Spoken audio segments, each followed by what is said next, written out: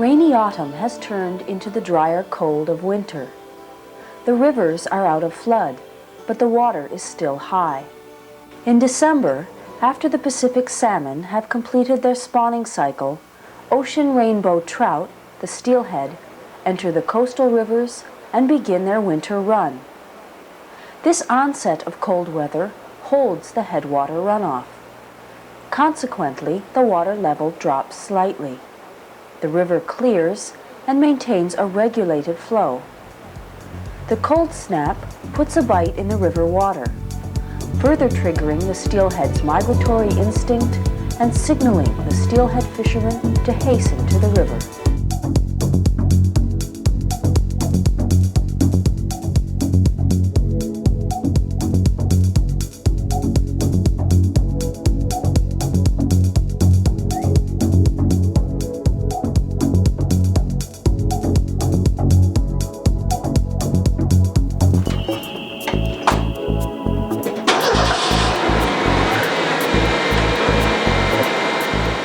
The steelhead is similar to the Pacific salmon.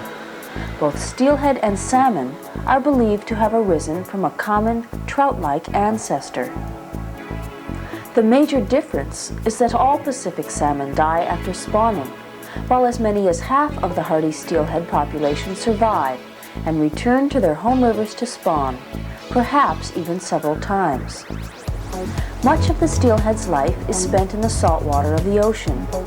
He may live as far south as the coast of Central California or as far north as Alaska. Previous to this seaward migration, the steelhead spends his early life in fresh water. After migrating seaward, southern fish spend shorter periods in the ocean, 1 to 2 years, while northerly fish stay in the sea until their 4th year or so. His life is devoted primarily to the search for food. He develops strong jaws and teeth to devour the rich abundance of krill, shrimp, anchovies, and other ocean microcrustaceans. In turn, he must dodge seals, killer whales, and fight the strong tides and currents of the northern Pacific.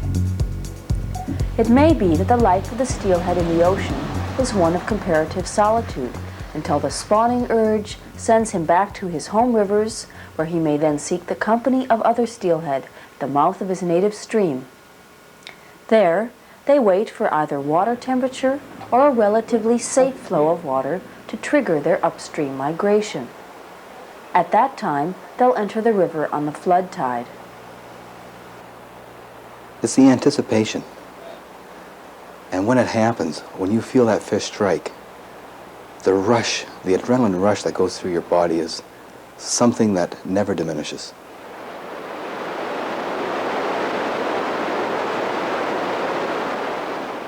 Combine this with the chill, pre-dawn dampness, the air laden with the smell of wet rock and vegetation, the steelheader's ritual of stalking his quarry, and you can start to imagine what the eager sportsman experiences in his preparation for a day on the river.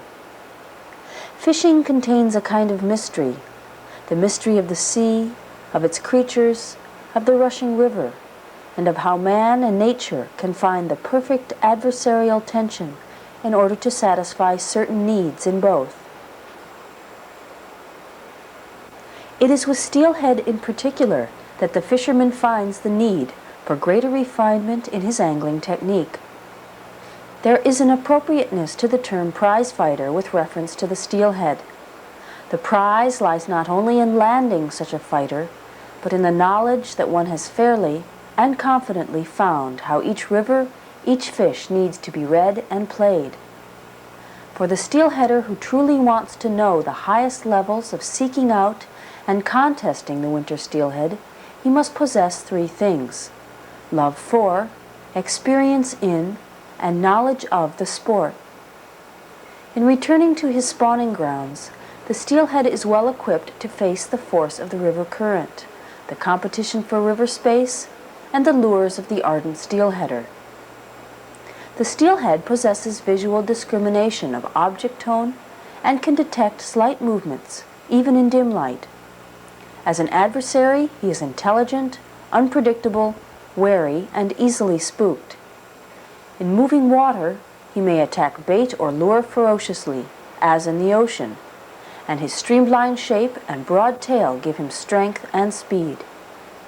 The true sportsman would have it no other way. It is the strength and formidable nature of the opponent that creates the worthiest challenge. Bucky! Hi! How are you keeping, buddy? The exceptional tackle store provides not only the quality equipment you will require for steelheading, but there is camaraderie and special tips waiting for the beginner and expert alike.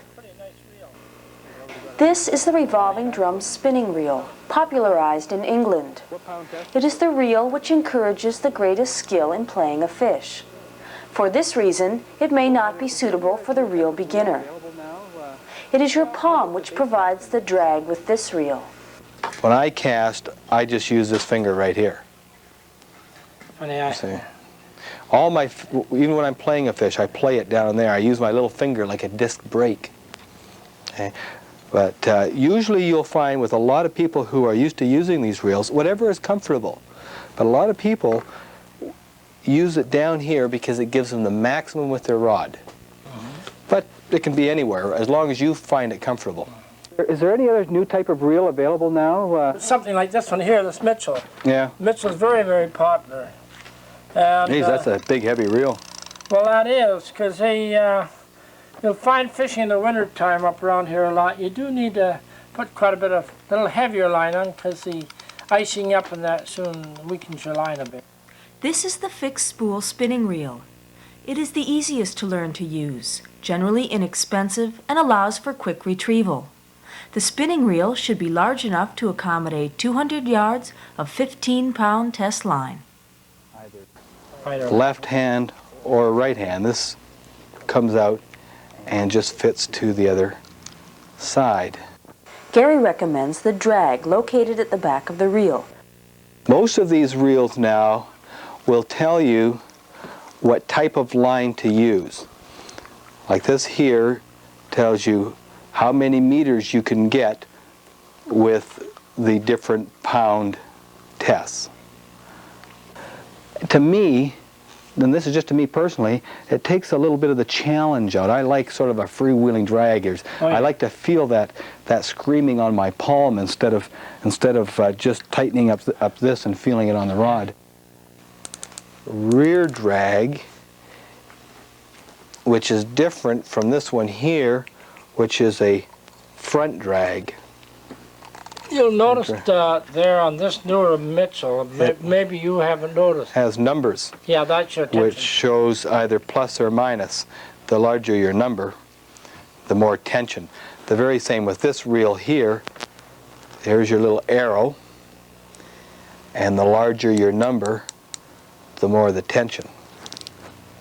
I guess one of the main reasons they like these is mainly because there's a lot of bush around and they don't have to really get you don't into a real back cast. But when I was thinking about bait caster, I was thinking more of the level wind. These reels here are very, very popular. They're a precision-made reel, and of course you can buy them in different dimensions. You can buy them so that they're salt waterproof, or some for fresh water. They are coming out now with these new streamlined ones, which will not backlash as this reel here can. Backlashing is usually caused from inexperience with the reel. It's hard to choose. Rods vary in design, length, strength, flexibility, and material. Choose a rod between 9 and 11 feet in length. This will provide you with the strength in the lower half and aid you in delivering longer casts due to its increased leverage. This is a nice type of rod. The spinning reel. The appropriate rod will have larger guides in the butt section.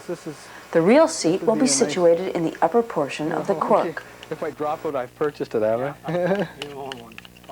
This is a fixed spool spinning reel. Like the level wind bait caster just shown, it also sits in the upper portion of the cork. It is the rod's design which allows you to feel your fish in order to play him to the greatest advantage. The single action bait casting reel. The seat will be closer to the end of the butt section. Graphite and fiberglass are the most common materials. Fiberglass is less expensive, stronger, and the type preferable for beginners. Graphite is lighter and generally allows a more sensitive feel. This particular reel will work on this rod. You know, you want this reel to be up top. Yeah, that's a nice balanced rod. Is this graphite? Yeah, that's graphite. Do you like the graphite better than the fiberglass? In some ways, yes. In some ways, no. You seem to have to get a little more different feel of it. Got to get used to it. They're a little stiffer than the regular glass rod. I find them a little stiff, a little more backbone to them. Yeah. But once you get on to them, they're really good. Well, I guess for setting a hook too on a river, if you have that stiffness and you can see in the tip of your rod, then you can really set it as well. Some people go a little far on setting hooks. I don't think you have to do it quite that hard, like some of them do. No, some of them, Really? I've seen them break rods. That's right, Yeah. This looks a little too heavy for that rod because this is a graphite rod, and this is going to be with a light rod with a real heavy reel. It sort of defeats the purpose because this little Metso would be nice for that. That is nice. Now that is something that I think if I was taking my father-in-law or something out fishing, because he doesn't do a lot of steelheading, and to use this, you know, this is... You've got to know what you're doing. This is, you know, of course, this is the first-class unit, but if you're going to take someone out who's just learning how to fish, I think that's probably just a real nice little outfit. I saw a fellow fishing the other day with an outfit like this, and you know, he had the real small eyes. Oh, yeah. And he was having a terrible time casting. The reason there's too much friction, this comes off in big coils like that, you see. Yeah. And when it hit here, there's quite a lot of friction. That's why they put those bigger eyes. Yeah. If you have any complaints with these guides, you know, if a person buys a rod and they say that they're not casting very well, or else if they find that with light weight that it's not coming off the bail properly, just tell them to keep casting, because I've noticed with these guides that these have to be worn in. Oh, yeah. The more your line goes through, it sort of polishes it, and then your line just zips right through. I think you'll find, though, in time that this is going to take over from this. Do you? I do. Well, this is more automatic. Yeah. You know, this is a worry. If your fish screams out on you, you don't have to worry about this hitting your knuckles. You know, you don't have to worry about your tension drag. So it's automatic. Yeah. Two specialty items needed for this sport are waders and a vest. Your vest should be of a sturdy material with lots of pockets and a back pouch for carrying your fish. Lots of pockets in it? Yeah, and also you can blow it up. Oh, so if you fall in it? You just pull the cord. Oh, I see. It has a cord with a little, the little CO2 tube. It has a nice pouch in the back for carrying your lunch or carrying a fish. No, don't carry your fish. Oh, yeah. Well, you got to, okay, carry your fish. But that's a good thing, that thing in the side there, you know. Especially if you're wearing chest waders and that. You know, you can get a little carried away. Yeah. Talking about waders. I have a very good pair. It just suits you. Hip waders are most economical and will not tempt the uninitiated to step too deep into the river. Rubber waders are a must. They're light. And these are the hip waders. That is the hip wader that the Red Ball people come out with. And I think they're very, very good. And I like the heel, too, is good. What about chest waders? Do you... They make the same, They too. do. Would you like to see a pair? I'll tell you something. These have the same sole. They're very thick. They have a pouch in there for you to keep your stuff in, so you don't have to walk back to shore to get your lures out. You can just pull them out of there and put them on. Because sometimes it's a little difficult to walk to shore. Yeah. Now, there's one thing, a rule they say, but not many people go by it, that when you're using waders in fast water, always leave light between your legs. Then you're not going to get into too much trouble, because if you get right up high in fast water, you can drift off. Yeah. And carry away. It'll save a lot of trouble if you keep that in mind. Yeah, and there's the problem, of course, if you fall, then the water fills your waders and pulls you downstream. Yes. If they get caught in the river like that and they get washed away, the thing to do, if you can remember, is to fold your knee right up. Both knees right up. Locks the air in your boot. Oh. It'll keep you floating. Really? Help you. Yeah. Really? Yeah. I've never known that. Yeah, And that's what they say. I've never had to try it myself, but And if I buy the vest, I'm okay anyway, because all I got to do is pull the little red you cord. have no troubles. Any particular places where I should go? Fishing? Yeah. Now you want to know my secret. That's right. That's right. You know? I'll take these. I'll tell you. I'm just going to leave the The rods for now, steelheader's okay? clothing 'Cause should I'm consist actually on of a natural budget, and I'm also colors, gonna take natural this too. fibers, and rugged quality.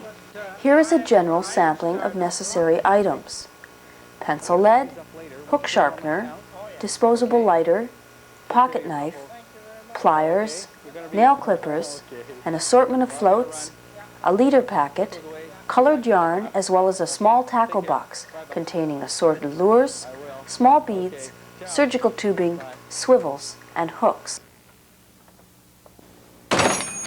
The equipment is assembled and ready. Here are a few of the required setup materials just mentioned. Once on the river, your organization and foresight will greatly strengthen your possibilities of catching a steelhead. Many steelheaders prefer to have their knots and lures pre-tied before they reach the river. Because water conditions will dictate the type of gear to use, Gary prefers to scout the water level and clarity before deciding on the setup of his terminal tackle. Here are some tips regarding tying setups, which will increase your success in attracting and landing a trophy steelhead. All your terminal equipment must be of high quality. Stainless steel hooks in the 0.1 to 0.2 size range are recommended. Your hooks should be sticky sharp. Use a small whetstone. Then test the sharpness by seeing if the hook will stick or hang on your fingernail. Fishing regulations may prohibit the use of barbed hooks in many cases. Simply use a pair of pliers and pinch in the barb. Use barbless hooks if you plan to release your fish. To marry the hook to the leader line, Gary prefers to use the shank or row knot. Draw the leader line through the eye of the hook. Follow the contour of the hook and create a circle. Hold the threaded line and hook in one hand. Grasp the line at the beginning of the circle and wrap it 6 times around both the shank and the line which runs along it. Make sure these wraps do not slip off the shank of the hook. To tighten the knot, pull on the tip of the line.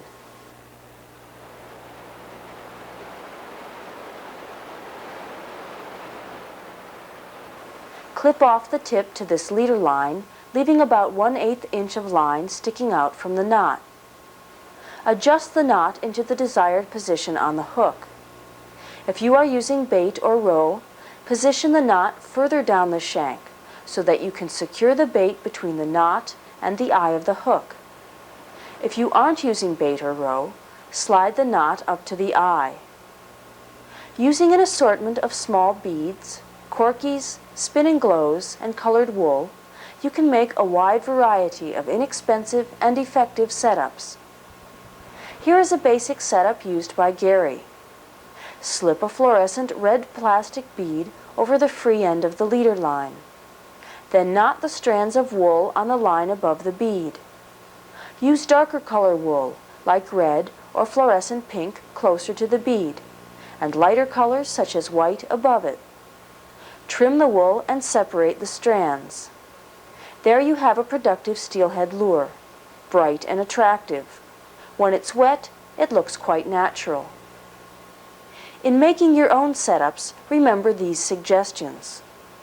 Use larger, brighter setups with more beads or larger beads, and red, fluorescent orange, and pink colors in murkier waters, usually found in winter. For example, use a 2-tone corky with a combination of yarn tied either above or below the corky to fish effectively in milkier waters. Use smaller setups with less beads or smaller beads and green, white, and yellow colors in clearer waters, usually found in the spring. The type of setup you use also depends upon the type of fishing technique you employ. Wool and beads are excellent for float fishing. When bottom bouncing, plastic lures like the spinning glow are excellent. The spinning action of this lure seems to entice the steelhead into a fast strike. Make sure you always put a small bead in between your spinning glow and the hook. Wool yarn tied just below the eye helps hide the hook. If you use roe or salmon eggs, use a small bead and a bit of wool with it. If you lose the roe, you still have an effective lure. Roe works better when float fishing, or if you work it through a slow, deep pool. You must marry your leader to a swivel. The leader should be at least 12 inches long. For this purpose, tying what's commonly called an improved cinch is recommended. Draw the leader through the eye of the swivel and wrap the free end 5 times around the leader line. Then pass the free end of the line through the loop below where your wraps began.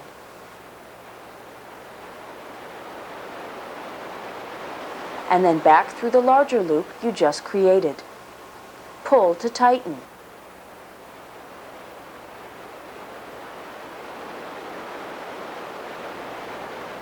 Then check the strength. Clip off the free end of the line. The leader and swivel are now ready to be tied to your main line. If you are using a float, you'll want to attach this to your main line first.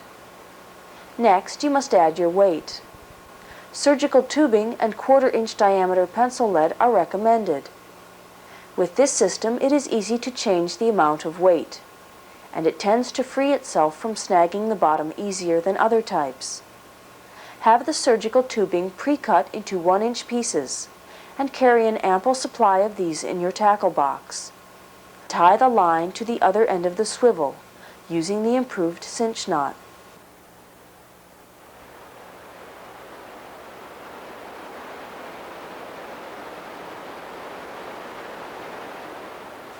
Moisten a piece of pencil lead and slide it into the surgical tubing, allowing the lead to hang down over the swivel. The length of lead you use will depend on the water flow.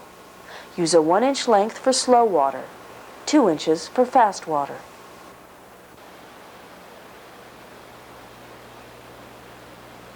All rivers, creeks, and streams, whether they are rapid, clear-flowing coastal rivers or slower, milkier inland waterways, are divided into 3 types of water: pools, runs, and rapids. Steelhead are migrating up these waters to spawn and repair before returning to the sea. To fish properly, you must know how to read a river. That is, know the avenues the fish will take and the places they are likely to rest and why.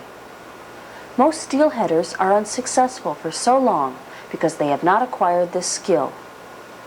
To read the river properly, you must understand the habits of the steelhead. Fish will travel in the easiest water they can find. Steelhead prefer between 4 to 6 feet of water. They prefer a steady current which isn't too strong, flowing in one direction over a gravel or rocky bottom, or areas that offer shelter. Areas that hold fish are large boulders that have long, slow slicks behind them. The boulders may be submerged or showing. Gravel bank runs where a slight slope of rocks 6 to 12 inches in diameter recede into the river to a depth of 4 to 6 feet. Sand and gravel bars that have long, slow slicks behind them. Again, the bars may be submerged or above water. The fish lie behind these obstacles to rest and feed at a safe distance from the river banks. Long rocky runs with a steady current of water. Usually you will find 70% of the fish from the center of the run to the tail and 30% from the head to the center of the run. Inside corners at bends in rivers. Holts or dark, deep areas where the water flow is slower than that of the surrounding waters. And pools. Concentrate on the tail section downstream before the water enters the rapids. Then fish the head of the pool upstream. Then the rest of the pool. Remember, steelhead normally do not like stagnant water or whirlpools. Rapids are one of the last places recommended to fish. It's difficult to make your lure follow the bottom, and you'll lose a lot of tackle. Fish along willows and along the cut banks in very high water, or when the rivers are in flood stage. Fish will hug the shore in 3 or 4 foot deep water for protection. You can fish for steelhead at any time of the day, but if you're on the river at first light, you'll have your opportunity before the fish are spooked by another steelheader. Watch the weather for a period of rain, followed by a cold snap. This is when the fish will move into and up the river. Some anglers fish the tides. That is, they know approximately how long it will take the fish to swim from the river mouth to a particular pool, and are there waiting for them. In developing your casting techniques, practice is all important. Here are a few pointers. If you are using a spinning reel, begin by cocking the bail and holding the line with your finger. When you release, point your index finger in the direction you want it to go.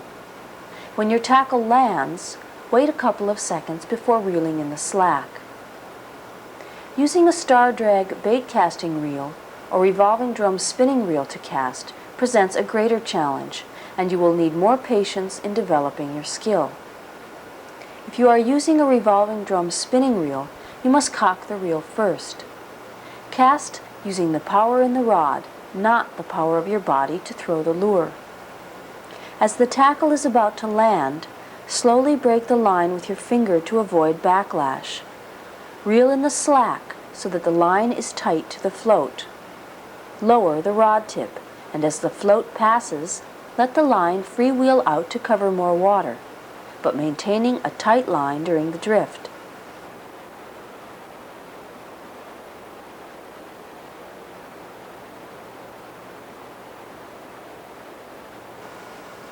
To more accurately cast with this type of reel, turn your body so that you are faced at a 90-degree angle from where you want to cast. Master short casts to develop proficiency in longer casting. To increase the length of the cast, use more of your body to put more power in the rod. Increase the tackle weight. Concentrate on throwing the tackle in an upward arc rather than a straight line to increase your distance. Bottom conditions will dictate whether you should bounce your lure along the river bottom or fish with a float. Both techniques are equally effective as long as your gear is close to the bottom. Remember, if you are losing gear, you are fishing for steelhead effectively. Rivers devoid of snags lend themselves well to bottom bouncing. However, if there are many snags present, you'll lose more tackle than you should. In these conditions, a float works best, as it carries your lure just off the bottom. A float allows you to know exactly what water you are fishing. This is important in murkier waters. If you get a touch, a slight or quick dip of the bobber, you can mark that spot in your mind and run your bobber over it again. Gary fishes about 80% of the time with a bobber and 20% of the time by bottom bouncing. In clear water conditions, bottom bouncing is more effective. A float can easily spook the fish.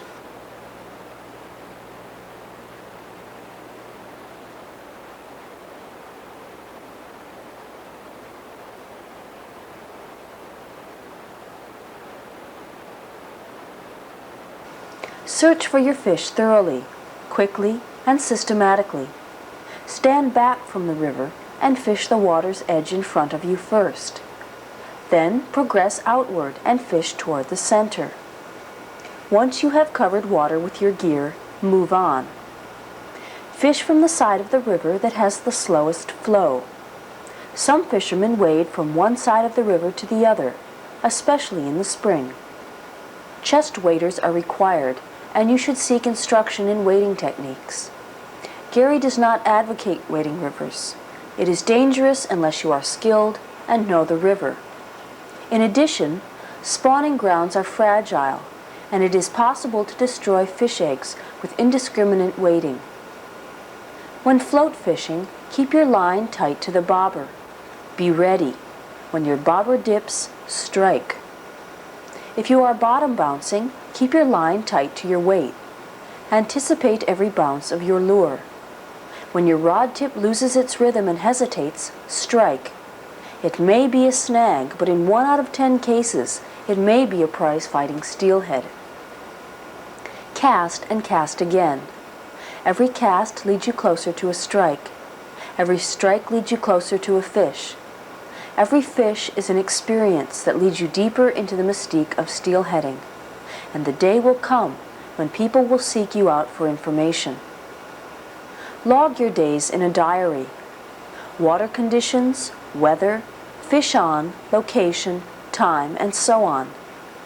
When you catch a fish in a particular spot, mark it in your mind. There's a good chance another fish will move into that same spot tomorrow.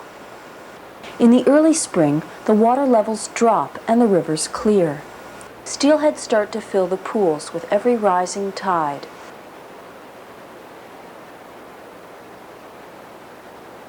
This is the time of year when an angler's success will depend on stealth and cunning. The steelheader will concentrate on moving shadows, searching to find a worthy opponent with which to battle. He will look behind every rock, search every bank, every tail, ogle every pool. When the shadow does appear, he will use his knowledge to entice the fish to strike.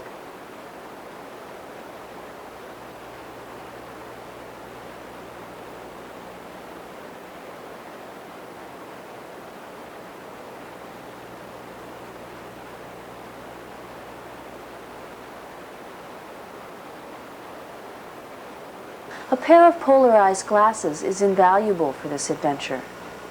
Pick a spot in the river where fish are likely to be. Focus on it, and over time, a window or smooth patch will open up to show glimpses of this magnificent fish. Steelhead camouflage well with the bottom. Their total instinct for survival makes them visually sensitive. Anything out of the ordinary in their surroundings will weigh badly in your favor. Don't be too hasty in searching the water. There is the trauma of casting to one fish, spooking him with your movements, and gasping as 20 or 30 fish leave the pool. Gary's experience with steelhead has taught him the following. Camouflage yourself well with natural colors. Move slowly. Stay behind trees and rocks. Look before you fish. Steelhead usually lie with their heads pointing upstream in the direction of the current. To keep from spooking the fish, try to stay well behind them. Let your lure roll downstream, close to the bottom as naturally possible, but keep a tight line. If the fish does not respond within 20 casts, take a break and come back an hour later. If the fish is near the tail of the pool, go well to the head. Attach a small float and work your float 5 feet from either side of him. He has keen perception, and once he has the impulse to strike, he will usually complete his action. If, however, he is spooked, leave him and try later. Be a loner when you steelhead. Do not make the mistake many fishermen do in going to a pool and fishing that spot all day, or going to where fishermen congregate and fishing among them.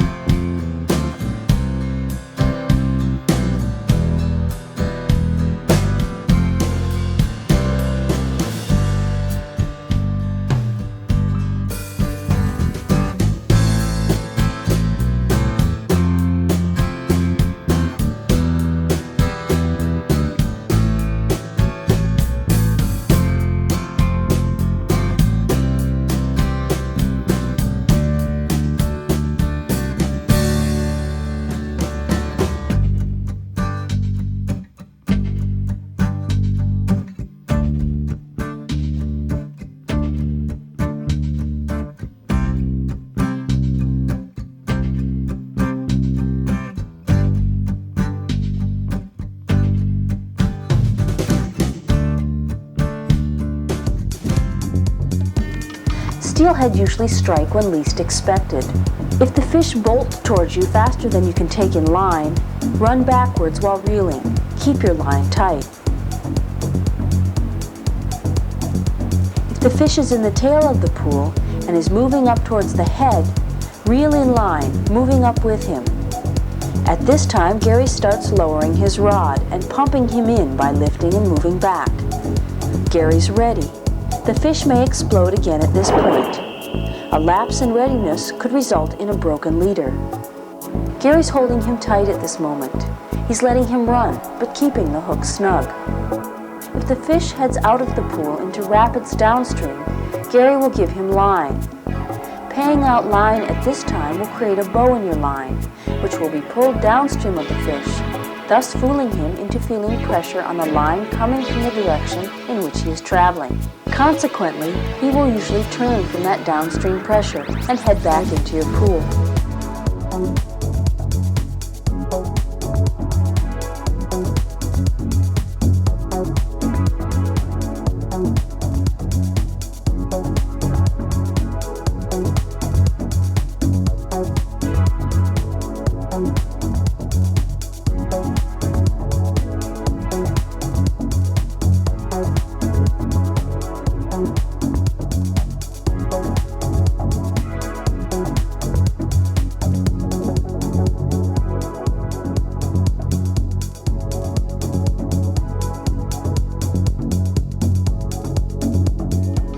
Fish will tire, and when he's close in, head held out of the water and on his side, you know you can hold your rod high and lead him to the shore.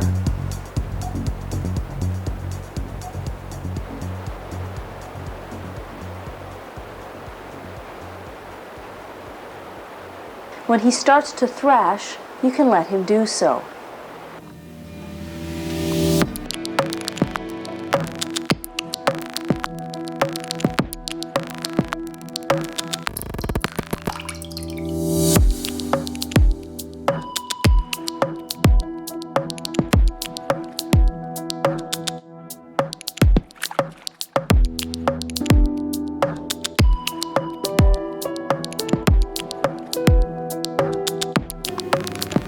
Gary's going to release this fish.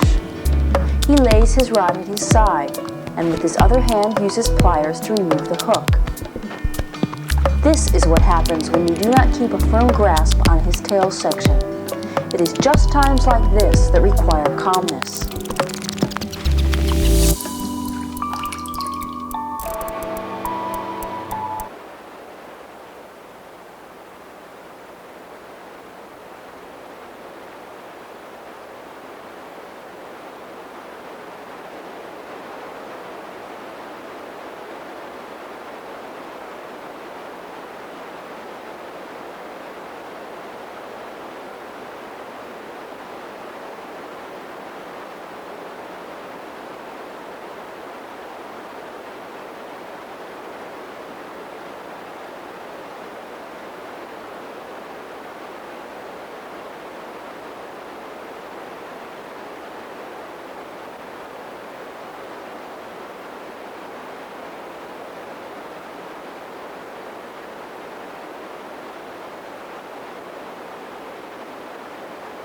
There are instruments available to allow you to hold the fish securely at the tail section when beaching him. But in Gary's estimation, the chance to feel your fish in your bare hands adds to that important relationship of fisherman to fish.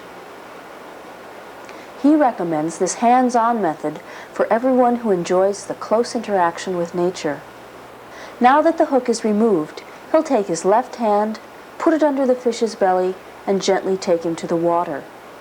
Holding him with his head upstream allows the water to flow into his gills, thus reviving him.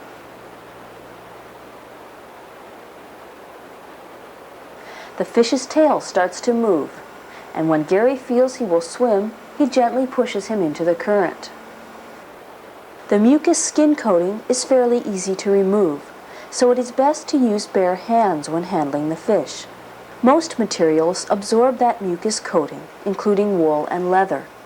If one is going to keep a fish, hatchery stock are preferable because they are raised primarily for the purpose of the sport. You can often tell a wild fish by its adipose fin. A commonly used indicator of gender is the mouth. The contours of the male's mouth generally extend further back than the female's. Males who are repeat spawners and those close to spawning possess a hook or kype on the lower jaw. To fillet, start with a very sharp knife. Make a deep cut approximately 1 inch behind the gill region, making sure that your knife stays on this side on top of the backbone.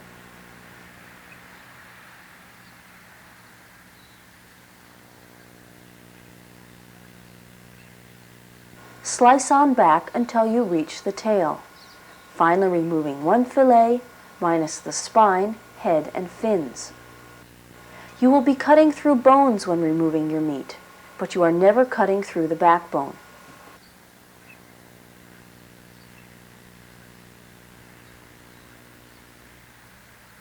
Next, turn the fish over and repeat the previous procedure, leaving you with 2 beautiful fillets.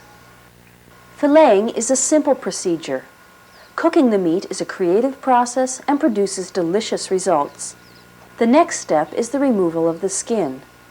Unlike smaller trout, skinning the steelhead is easy. The toughness of the skin facilitates its removal. First, he anchors the tail with his fingers and cuts vertically through the meat to the skin. If the pectoral fin is still attached, now is the time to take your cleaver and remove it. Still anchoring the tail section, he holds his knife at a 30-degree angle to the board and begins working the blade between the tender meat and the leathery skin. This particular fish has been feeding on ocean crustaceans, as evidenced by the red color of the meat. He'll be steaming this fish, so he cuts it into 4 by 4 inch chunks. Gary starts with a lengthwise cut. He uses 2 1/4 cups of water to steam his fish. 4 large scallions cut Chinese style, diagonally, are perfect for a fish this size, which is 10 pounds or so. Include the greens also. Next, slice a 1/4 clove of fresh garlic into pieces and crush. By this time, your water should be boiling and you can add the garlic. Smear butter on the steamer to keep the fillets from sticking. Lay them inside. Do not oversteam your fish. Keep cooking time below 8 minutes for this amount of meat. Add a 1/4 teaspoon of sesame oil to a frying pan, preheated over a medium fire. Add the scallions. These ingredients enhance the flavor of the steelhead meat, which you may otherwise find bland. Thicken the sauce with 1 1/2 tablespoons of cornstarch dissolved in a 1/4 cup of water. When the fish is finished steaming, add the steamer water to the onions in the frying pan.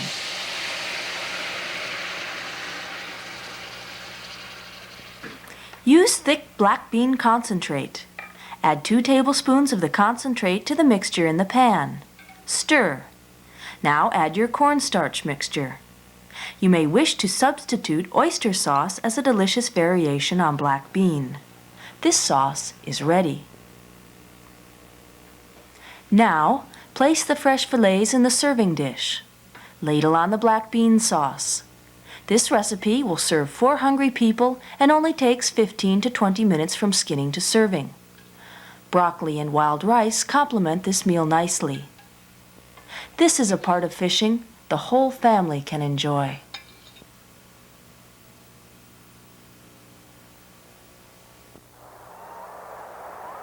Fishing has undergone a transformation from a necessity whose function it was to provide man with food to a luxury in the form of outdoor sport. As in most sports, it is fun to keep score. We tend to attribute points primarily on the basis of the size and frequency of the catch. This has led to a dangerous state of affairs. Unless we continue to remain aware of what it is that will allow us to continue to delve into this exciting, mysterious, and challenging world of ourselves as hunter and the fish as adversary, we will not only lose touch with that experience which is so sacred to the fisherman, but we will end up destroying the steelhead.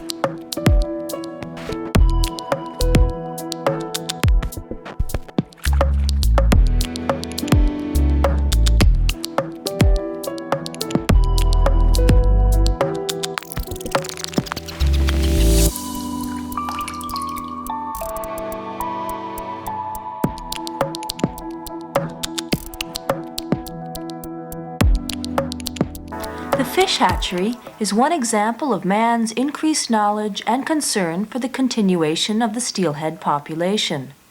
It is here that the eggs and milt of wild fish only are combined to produce fertile eggs. These are then cared for under stringent and carefully controlled conditions until their hatching.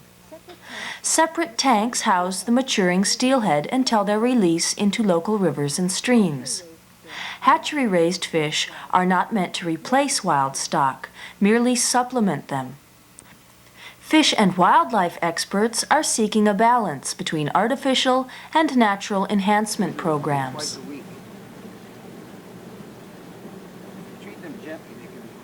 Here is an example of the regular work being undertaken at steelhead hatcheries. This doe is placed in a small tub with anesthetic in the water. She will become temporarily subdued in order to allow the hatchery official to inspect her for egg ripeness.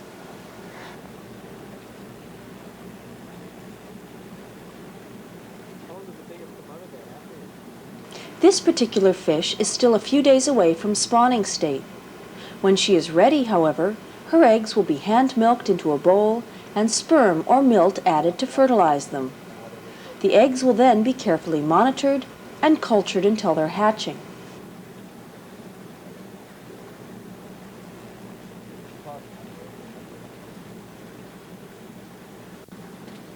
After examination, the doe is placed unharmed in her tank, where a fresh supply of incoming water quickly revives her. Wild fish only are used for hatchery breeding programs. In many cases, the adipose fin, the small fin just behind the dorsal, is clipped in man-raised steelheads.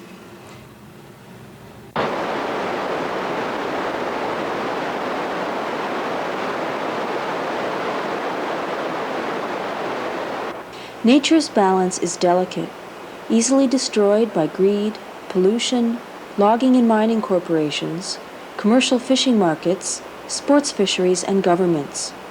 We are all responsible for her demise or her survival. Some of the greatest sports fishermen of our past, as well as of our present, are also some of the most active conservationists. They know what it is they want to preserve. They are discovering better ways to do so.